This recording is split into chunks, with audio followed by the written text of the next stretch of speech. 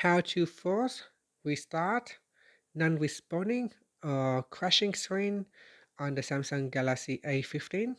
So if your phone is not responding, what you can do is press on the volume down plus the power button simultaneously.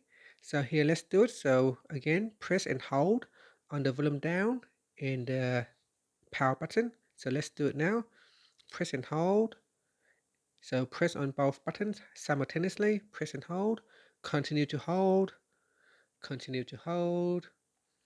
And that's it. Once you see the phone restart, once you see the Samsung logo button, you can let go of the phone. And that's it. Now the phone is restarting, and hopefully this should fix problems with your screen not responding, or it's crashing, or if it's too slow. And that's it. Thank you for watching this video.